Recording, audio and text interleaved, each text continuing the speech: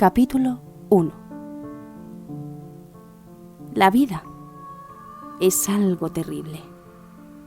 Y tras el telón de lo conocido, asoman atisbos de demoníaca verdad que la hacen a veces infinitamente más temible. La ciencia, ya opresiva de por sí con sus estremecedoras revelaciones, puede resultar quizás el definitivo exterminador de las especies humanas. Si varias especies somos, ya que sus reservorios de inesperados horrores no podrían ser soportados por los humanos cerebros en caso de desencadenarse sobre la Tierra. De saber lo que somos, podríamos hacer lo mismo que Sir Arthur Jermyn. Y Arthur Jermyn se empapó en gasolina y prendió fuego a sus ropas una noche. Nadie guardó los restos carbonizados en una urna ni realizó memoriales en su honor, ya que fueron descubiertos ciertos papeles y cierto objeto en una caja, lo que llevó a los hombres el deseo de olvidar. Algunos de quienes lo conocieron no admiten que haya existido jamás. Arthur Jermyn salió al páramo y se prendió fuego tras ver el objeto en la caja que había llegado de África. Fue ese objeto, y no su peculiar apariencia personal, lo que lo llevó a quitarse la vida. A muchos les hubiera disgustado poseer las peculiares facciones de Arthur Jermyn, aunque él fue un poeta y un erudito, y nunca paró en esas mentes. Llevaba la erudición en la sangre, ya que su bisabuelo, Sir Robert Jermyn, baronet, fue un reputado antropólogo, y su tatarabuelo, Sir Wade Jermyn, uno de los primeros exploradores de la zona del Congo, habiendo escrito tratados sobre sus tribus, animales y supuestas reliquias.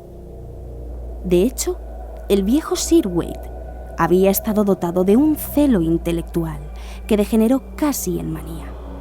Sus extravagantes conjeturas sobre una prehistórica civilización blanca congoleña lo cubrieron de ridículo cuando fue publicado su libro, Observaciones sobre las diversas partes del África. En 1765, este indomable explorador había sido ingresado en un manicomio de Huntingdon. La locura acompañaba a todos los Jermyn, y la gente se alegraba de que fueran escasos. El linaje no dio lugar a ramas, y Arthur resultó el último de todos. De no haber sido así, no se sabe qué podría haber hecho con el objeto que le llegó. Los Jermyn nunca resultaron demasiado normales. Algunos eran deformes, aunque Arthur era el peor de todos. Y los viejos retratos de la familia de Jermyn House mostraban facciones regulares antes de Sir Wade. Sin duda, la locura comenzó con Sir Wade, cuyas extrañas historias africanas eran a un tiempo delicia y terror de sus escasas amistades. Se insinuaba en su colección, que reunía trofeos y especímenes que no eran como los que un hombre normal acostumbraba a reunir y conservar, y se hizo patente con la reclusión oriental a la que sometió a su esposa. Esta última, según él mismo contaba, era hija de un traficante portugués que había encontrado en África y no gustaba del estilo de vida inglés. Ella, con un retoño nacido en África, lo había acompañado de vuelta al segundo y más largo de sus viajes, y había partido con él en el tercero y último, esta vez para no volver. Nunca nadie la había visto, ni siquiera los criados, ya que su carácter era violento y peculiar. Durante su breve estancia en Jermyn House, ocupó un ala apartada y había sido exclusivamente atendida por su esposo. Sir Wade resultaba sin duda de lo más curioso en sus atenciones respecto a su familia, ya que cuando volvió de África no permitió que nadie sino una espantosa negra guineana atendiera a su hijo. De vuelta, tras la muerte de la señora Jermyn, asumió por completo el cuidado de su hijo. Pero eran las palabras de Sir Wade, especialmente cuando bebía, la causa principal que lo llevó a ser considerado un loco por sus amigos. En una época racionalista como el siglo XVIII, resultaba de necios que un hombre de ciencia divagase sobre extravagantes visiones y extrañas escenas bajo la luz del Congo, sobre gigantescas murallas y columnas de una ciudad perdida, desmoronadas y cubiertas de lianas, y sobre peldaños de piedra, húmedos, silenciosos, descendiendo sin fin hacia la oscuridad de abismales criptas repletas de tesoros e inconcebibles catacumbas. Especialmente insensato resultaba el desvarío sobre los seres vivos que pudieran haber habitado tal sitio. Criaturas mitad selváticas y mitad pertenecientes a esa ciudad de edad impía. Criaturas fabulosas que el propio Pilino hubiera mencionado con escepticismo. Seres que pudieran haber nacido luego que los grandes monos asolaran la moribunda ciudad de las murallas y las columnas, las bóvedas y las extrañas tallas. Aun después de volver a casa por última vez, Sir Wade era capaz de hablar sobre tales asuntos con un realismo estremecedoramente extraño, sobre todo tras despachar su tercer vaso en el Knight's Head, jactándose de lo encontrado en la jungla y de cómo había vivido entre ruinas terribles tan solo conocidas por él.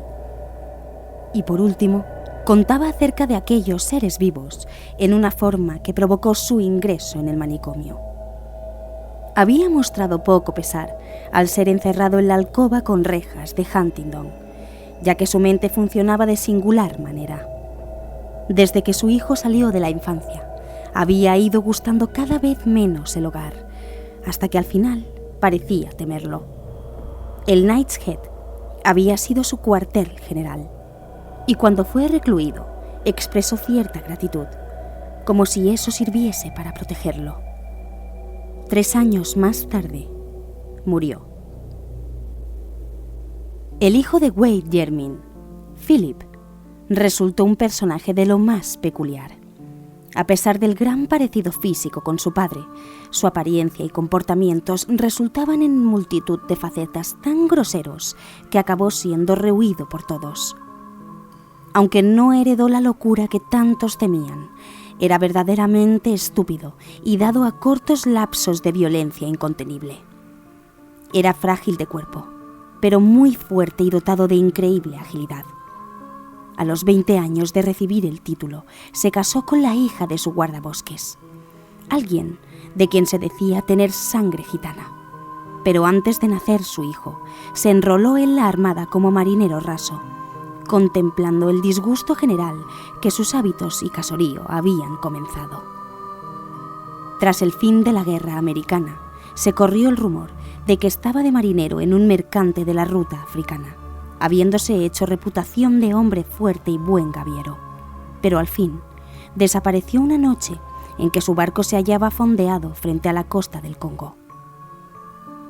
La ahora aceptada característica familiar tuvo un giro extraño fatal en el hijo de Sir Philip Jermyn. Alto y apuesto, con una especie de exótica gracia oriental, a pesar de una ligera desproporción, Robert Jermyn comenzó su vida como estudioso e investigador. Fue el primero en estudiar científicamente la gran colección de restos que su loco abuelo había recogido en África, y el que hizo del nombre familiar algo tan reputado en etnología como en exploración. En 1815, Sir Robert se casó con una hija del 7º vizconde de Bridgeholm y posteriormente fue bendecido con 3 hijos, de los cuales el mayor y el menor jamás fueron mostrados en público a causa de sus deformidades físicas y mentales. Entristecido por ese infortunio familiar, el científico buscó alivio en el trabajo y realizó 2 largas expediciones al interior de África. En 1849, su segundo hijo, Neville, un personaje singularmente repulsivo que parecía combinar la osquedad de Philip con la altanería de los Bridgeholm, se fugó con una vulgar bailarina, pero obtuvo el perdón a su regreso el año siguiente. Volvió a Jermyn House como viudo y con un hijo pequeño, Alfred, que un día sería el padre de Arthur Jermyn. Los amigos dicen que fue esa serie de reveses lo que desquició la mente de Sir Robert Jermyn, aunque probablemente fue un retazo de folclore africano lo que desencadenó el desastre. El envejecido erudito había estado recopilando leyendas de las tribus Onga, cerca de donde él y su abuelo habían llevado a cabo sus exploraciones, esperando corroborar de algún modo los extravagantes informes de Sir Wade acerca de una ciudad perdida habitada por extrañas criaturas híbridas. Cierta consistencia en los extraños escritos de su antepasado sugerían que la imaginación del demente podía haberse visto estimulada por mitos nativos. El 19 de octubre de 1852, el explorador Samuel Seaton se presentó en Jermyn House con un manuscrito de notas recogidas entre los Ongas, creyendo que cierta leyenda sobre una ciudad gris de monos blancos, regidos por un dios blanco, podía interesar al etnólogo. Durante su conversación, suministró sin duda detalles adicionales, pero tales nunca pudieron ser conocidos, ya que una espantosa serie de tragedias desencadenó de repente. Cuando Sir Robert Jermyn salió de su biblioteca, dejaba atrás el cadáver estrangulado del explorador y, antes de que nadie pudiera detenerlo, había dado muerte a sus 3 hijos. Los 2 que nunca nadie viera y aquel que se fugó. Neville Jermyn murió logrando preservar la vida de su propio hijo de 2 años, quien aparentemente entraba en el plan de asesinato del enloquecido anciano. Sir Robert mismo, tras intentar repetidas veces el suicidio y con una terca negativa a pronunciar sonido articulado alguno, murió de apoplejía durante su segundo año de encierro. Sir Alfred fue baronet antes de cumplir 4 años, aunque sus inclinaciones nunca dieron lustre al título. A los 20 se había unido a una banda de artistas de cabaret y a los 36 abandonó mujer e hijos para viajar en compañía de un circo ambulante americano. Su final resultó truculento. Entre los animales del espectáculo con el que viajaba había un inmenso gorila de color más claro de lo normal. Una bestia sorprendentemente mansa, con gran popularidad entre los cómicos. Alfred Jermyn se sentía singularmente fascinado por tal gorila, y en multitud de ocasiones se miraban el uno al otro a través de las barras interpuestas durante largos periodos de tiempo. Finalmente, Jermyn pidió y obtuvo permiso para adiestrar al animal, asombrando a espectadores y compañeros de carpa con los resultados. Una mañana en Chicago, mientras Alfred y el gorila ensayaban un combate verdaderamente inteligente de boxeo, el segundo propinó al primero un golpe más fuerte de lo debido, lastimando la integridad y la dignidad del domador aficionado. De lo que aconteció, el personal de mayor espectáculo del mundo no gusta de hablar. No esperaban oír cómo Sir Alfred Jermyn lanzaba un alarido estridente, inhumano, ni verlo aferrar a su desmarañado antagonista con ambas manos, derribarle sobre el suelo de la jaula, ni morderlo furiosamente en la peluda garganta. El gorila se hallaba desprevenido, pero no por mucho tiempo, y antes de que el verdadero domador pudiera hacer nada, el cuerpo de quien fuera baronet resultó irreconocible. Capítulo 2. Arthur Jermyn era hijo de Sir Alfred Jermyn y una cantante de cabaret de antecedentes desconocidos. Cuando el marido y padre abandonó a su familia, la madre fue con su hijo a Jermyn House, donde no quedaba nadie que pudiera oponerse a su presencia. No carecería de nociones acerca de lo que debe ser la dignidad de un noble y procuró que su hijo gozara de la mejor educación que un peculio limitado podía proporcionar. Los recursos familiares ahora se encontraban lamentablemente menguados y Jermyn House había caído en una desdichada postración, pero el joven Arthur amaba el viejo edificio y cuanto contenía. En contra de otros, Jermyn precedentes era un poeta y un soñador. Algunas familias vecinas que habían oído hablar de Sir Wade Jermyn y su invisible esposa afirmaban que en él se manifestaba la sangre latina, pero la mayoría se limitaba a sonreír con desdén ante su sentido de la belleza, atribuyéndola a su madre artista, socialmente rechazada. La delicadeza poética de Jermyn era lo más destacable, debido a su tosco aspecto personal. La mayoría de los Jermyn habían estado dotados de un aspecto algo extraño y repelente, pero en el caso de Arthur, esto resultaba sumamente impresionante.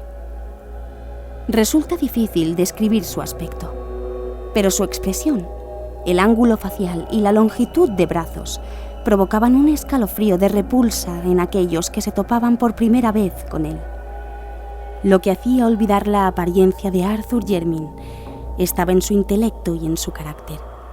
Culto y talentoso, había logrado los más altos honores en Oxford y parecía capaz de restaurar la fama intelectual de su familia. Aunque su temperamento era más poético que científico, pensaba proseguir el trabajo de sus antepasados sobre etnología y antigüedades africanas, utilizando la verdaderamente maravillosa colección de Sir Wade.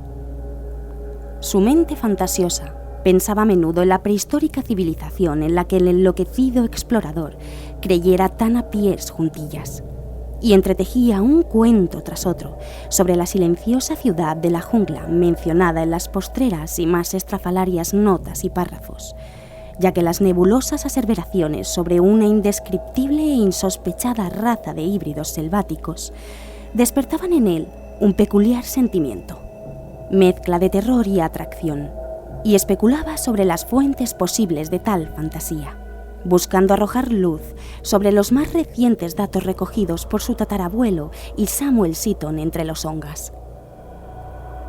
En 1911, tras la muerte de su madre, Sir Arthur Jermyn decidió continuar sus investigaciones sobre el terreno, vendiendo parte de sus posesiones para obtener el dinero necesario.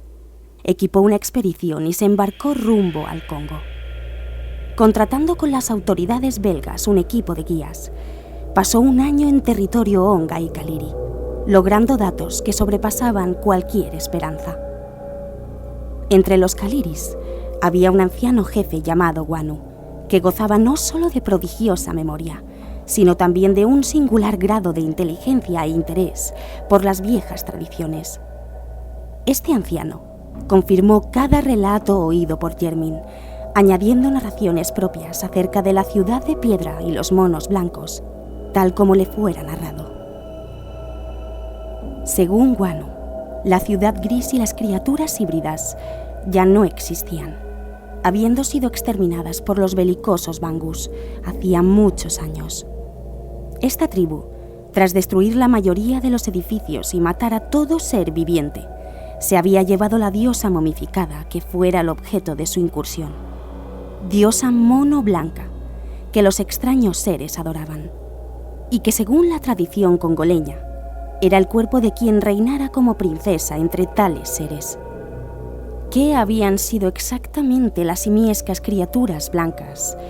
Wanu no sabía decirlo, pero pensaba que fueron los constructores de la ciudad arruinada. Jermyn no pudo sacar conclusiones, ya que una indignación más profunda lo llevó a una leyenda sumamente pintoresca sobre la diosa embalsamada. La princesa Mono, según se decía, se convirtió en consorte de un gran dios blanco llegado del oeste.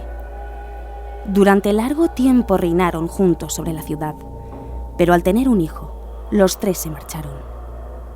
Más tarde, El dios y la princesa volvieron y tras la muerte de ésta, su divino esposo había momificado el cuerpo, encerrándolo en una inmensa mansión de piedra, donde recibía adoración.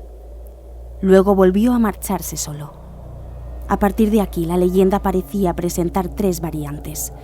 Según una primera versión, no sucedió nada con posterioridad, excepto que la diosa momificada se convirtió en símbolo de supremacía, por lo que todas las tribus ansiaban poseerla. Ese fue el motivo por el que los Bangus se la llevaron. Una segunda historia habla del regreso del dios y de su muerte a los pies de su deificada esposa. La tercera relata el regreso del hijo llegado a la madurez, aunque desconocedor de su identidad. Sin duda, los imaginativos negros habían estirado cualquier suceso que pudiera haber bajo la estrafalaria leyenda. Arthur Jermyn ya no albergaba dudas sobre la existencia de la ciudad selvática descrita por el viejo Sir Wade, y no sufrió una gran impresión cuando a principios de 1912 descubrió sus ruinas. Su tamaño había sido exagerado por los relatos, pero las piedras que quedaban probaban que no se trataba de un simple poblado negro. Por desgracia, no pudo descubrir relieves, y el pequeño tamaño de la expedición desaconsejaba operaciones tendentes a franquear el único acceso visible que llevaba abajo al sistema de bóvedas mencionado por Sir Wade. Preguntó sobre los monos blancos y la diosa momificada a todos los jefes nativos de la región, pero hubo de ser un europeo quien probara la información suministrada por el viejo Wanu. Verhaeren, un agente belga y tratante del Congo, creía que podía no solo localizar, sino también conseguir la diosa embalsamada acerca de la que tenía vagas noticias, ya que los otrora poderosos Bangus eran ahora dóciles súbditos del gobierno del rey Alberto, y sin demasiados esfuerzos podría convencerlos para que se liberasen de esa tosca deidad robada. Cuando Jermyn embarcó rumbo a Inglaterra, por tanto, lo hizo con la exultante posibilidad de que en pocos meses llegaría a sus manos un resto etnológico sin precio, capaz de confirmar las más extravagantes historias de su tatarabuelo. Es decir, lo más extravagante que jamás oyera. Los coterráneos más próximos a Jermyn House quizás habían oído cuentos aún más extraños, transmitidos por antepasados que habían escuchado a Sir Wade sentados en las mesas del Knight's Head. Arthur Jermyn guardó con gran paciencia la ansiada caja de Verhaeren, estudiando entre tanto con creciente diligencia los manuscritos legados por su enloquecido antepasado. Comenzaba a sentirse cada vez más afín a Sir Wade y a buscar reliquias tanto de la vida personal de éste en Inglaterra como de sus aventuras africanas. Los relatos orales sobre su esposa, misteriosa y recluida, habían sido abundantes, pero no quedaba ningún rastro de su estancia en Jermyn House. Jermyn se preguntaba la razón de tal hecho y llegó a la conclusión de que la fuente estaba en la locura de su esposo. De su tatarabuela, recordaba, decían, que era hija de un mercader portugués de África. Sin duda, su estirpe pragmática y su conocimiento superficial del continente negro le habían llevado a burlarse de los relatos de Sir Wade sobre el interior, algo que un hombre así no lograría olvidar. Ella había perecido en África, quizás arrastrada allí por un marido dispuesto a probar sus afirmaciones. Pero al tiempo que se permitía tales lucubraciones, Jermyn no podía por menos que sonreírse ante su futilidad, siglo y medio después de la muerte de aquellos 2 extraños antepasados suyos. En junio de 1913 llegó una carta de Verhaeren notificando el hallazgo de la diosa momificada. Era, según el belga, un objeto de lo más extraordinario, algo bastante fuera de la capacidad de clasificación de un lego. Si era humano o simio, solo un científico podía dictaminarlo, y el proceso de dictamen se vería estorbado en gran modo por el mal estado de conservación. El paso del tiempo y el clima del Congo no resultaban idóneos para las momias, especialmente si su preparación era cosa de aficionados, como parecía ser el caso. En torno al cuello de la criatura se había descubierto una cadena de oro con un guardapelo vacío, ostentando blasones nobiliarios. Sin duda, el recuerdo de algún desgraciado viajero cogido por los Bangus y colgado en el cuello de la diosa como un presente. Respecto a las facciones de la momia, Verhaeren sugería una pintoresca comparación, o mejor, expresaba un humorístico asombro acerca de lo impresionante que resultaría a su corresponsal, pero mostraba demasiado interés científico como para gastar mucha palabrería en livianidades. La diosa momificada escribía, llegaría debidamente embalada alrededor de un mes tras la recepción de la carta. La caja fue recibida en Jermyn House en la tarde del 3 de agosto de 1913, siendo inmediatamente transportada a la gran estancia que albergaba la colección de curiosidades africanas, tal y como decidieron Sir Robert y Arthur. Lo que ocurrió después puede colegirse con seguridad por los relatos de los criados, así como por los objetos y papeles posteriormente objeto de examen. De las diferentes narraciones, la del anciano Soames, el mayordomo de la familia, resulta la más amplia y coherente. Según este hombre cabal, Sir Arthur Jermyn echó a todos de la sala antes de la apertura de la caja, aunque el inmediato resonar de martillo y escoplo demostraban que no había retardado la operación. No se oyó nada durante cierto tiempo. Exactamente cuánto es algo que Soames no puede precisar, pero está convencido de que en menos de un cuarto de hora más tarde se escuchó un grito horrible, procedente sin duda de Jermyn. Inmediatamente después, Jermyn salió del cuarto corriendo frenéticamente hacia la delantera de la casa, como si algún terrible enemigo fuese en su persecución. La expresión de su rostro, una cara ya de por sí bastante fea, resultaba indescriptible. Cerca de la puerta principal, pareció caer en la cuenta de algo y dio un giro a su huida, desapareciendo finalmente escaleras abajo en dirección al sótano. Los criados quedaron totalmente atónitos y espiaron desde lo alto de las escaleras, pero el amo no volvía. Tras caer la noche, se escuchó un golpeteo en la puerta que iba del sótano al patio, y un mozo de cuadras vio a Arthur Jermyn reluciendo de pies a cabeza por la gasolina derramada y apestando a tal líquido, escabullirse furtivamente hacia el exterior y desaparecer en el negro páramo que circundaba la casa. Entonces, en una exaltación de horror supremo, todos asistieron al final. Brotó una chispa en el páramo, se alzó una llamarada y una columna de fuego humano rozó los cielos. El linaje de los Jermyn tocó a su fin.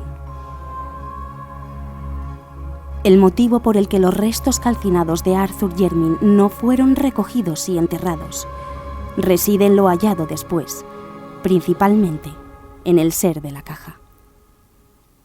La diosa momificada resultaba una visión nauseabunda, marchita y carcomida, pero aún claramente un mono blanco, embalsamado y de alguna especie desconocida, menos peluda e infinitamente más cercana a los humanos que cualquier variedad descrita. De hecho, bastante escalofriante. Las descripciones en detalle podrían resultar desagradables, pero hay dos particularidades sobresalientes que deben reseñarse, ya que encajan estremecedoramente con algunas anotaciones de las expediciones africanas de Sir Wade Jermyn y con las leyendas congoleñas del dios blanco y la princesa mono. Las dos particularidades en cuestión son estas. Las armas del guardapelo dorado del cuello del ser eran las de los Jermyn, y la jocosa insinuación de Verhaeren sobre cierto parecido con el rostro arrugado se ajustaba con vívido, espantoso y antinatural horror a nada menos que al sensible Arthur Jermyn, tataranieto de Sir Wade Jermyn y una mujer desconocida. Los miembros del Real Instituto Antropológico quemaron el ser y arrojaron el guardapelo a un pozo. Y algunos niegan que Arthur Jermyn haya jamás existido. Si te ha gustado el vídeo, por favor no olvides suscribirte y darle a like. Muchísimas gracias.